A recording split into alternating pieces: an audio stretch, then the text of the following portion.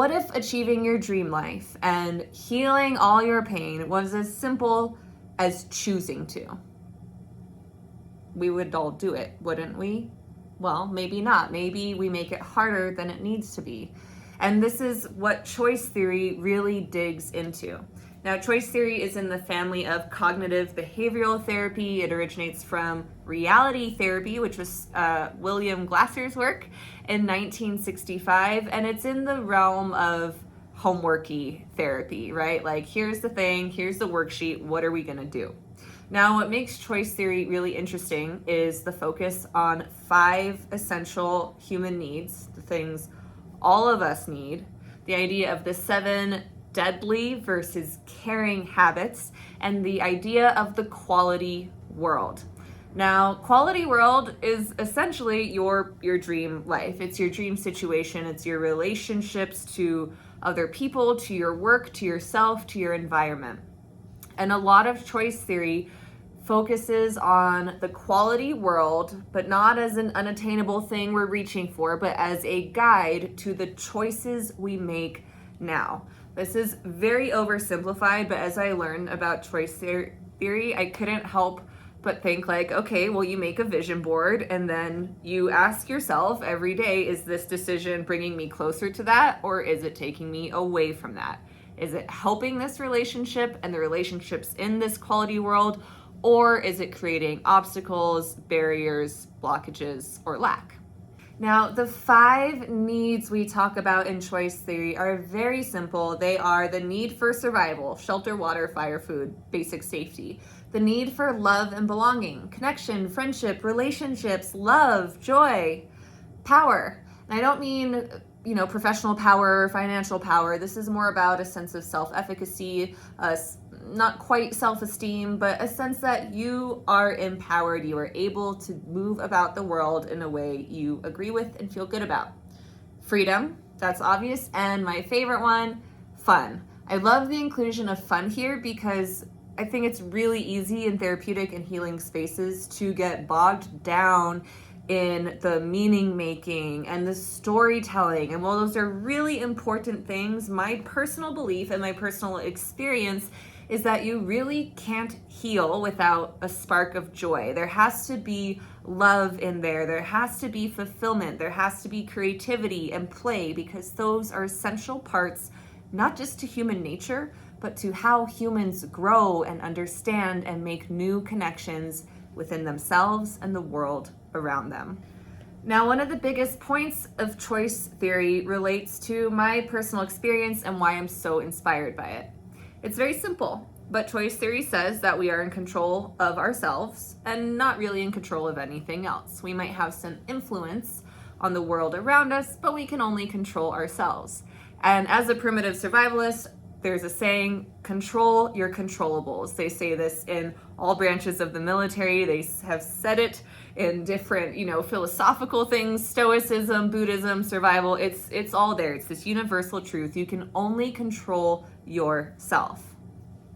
Simple, right? Well, no, because we overcomplicate and we outsource our intuition. We try to change people to make ourselves happier instead of coming back to the ownership, the power, the agency of the choices we make. And I think why we do that, and what choice theory talks about, is that we really get caught up in our feelings, right? And our thoughts are like, well, what do I feel this way? And what do I want to do about it? And that's a really important part of the therapeutic process.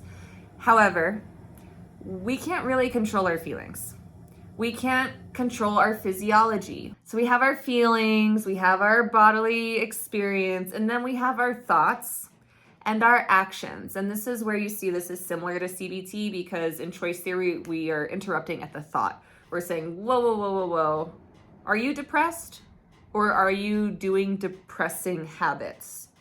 Is this a thing you can't control, or can you have some agency and make choices and take actions that reflect your quality world? Now, the kind of unspoken goal here is that by working on the thoughts and actions, the deeper, more ethereal things like your feelings and your sensation of going through life will improve. This is a little bit more bottom up, physical to mental emotional, than it is top down, mental emotional to physical therapeutic approach. It's got a lot of things that relate to me as a survivalist. There's something called the 3 zones of survival. Zone 1 is you. It's the only thing you control. It's, are you hydrated? Are you tired? Do you have resources on your body? How are your stress levels? Zone 2 is your immediate environment, where you only have resource, no control. You have resources and threats. You are also a resource or threat to the things in zone 2. And then you have zone 3, which is the great beyond. That can be, the storm coming in on the horizon, or the field down below where you can hunt. It can also be the culture you live in, the political climate, world events happening on the other side of the globe. And in all of that, the only thing you can control is zone 1. But you can use zone 2 and zone 3, the resources and threats, to inspire your vision of the quality world. When you put it like that, who wouldn't love that? A few people. So let's talk about the weaknesses and the strengths. One of the weaknesses here that people have issue with is the fact that choice theory really disregards psychopharmacology. It kind of is based on this belief that any disorder you have is something that can be fixed, aka you shouldn't be on chemicals for it, you shouldn't kind of need these supports, and that obviously is going to be really hard for a lot of people. What do we do when people are chemically imbalanced, when they have things happening in their physical body that do actually alter their thoughts and actions? Another weakness here is that it's easy for this to feel transactional and even a little cold and detached, because there's not as much time spent on personal story and spent on the past and meaning making.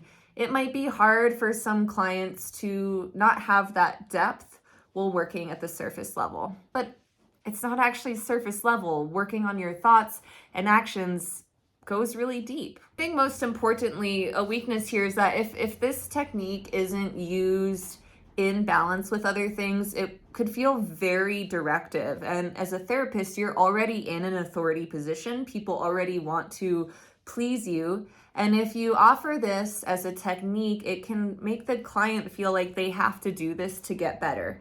And it becomes about them pleasing you instead of them finding their own quality world, and more importantly, their own way to express their moving towards that, their strive for perfection, as Alfred Adler would say, in their own way. I would use this in so many different ways. I actually already do. The 3 zones of survival is a keynote speech I give. It's something I teach on the ground when I'm leading wilderness retreats, and it's something I teach online as a tool to get clarity and direction in modern life. But in other settings, I can see this being a great experiential exercise where we create the quality world with, collaging, or even referring to movies and things in pop culture that really help the client feel connected to their perfection, as Adler would say, their ideal world, and in a way that feels nourishing, that helps them really come to their authentic voice, and then working with them in a way that is really empowering them to not just choose the world they're working towards, but how they get there.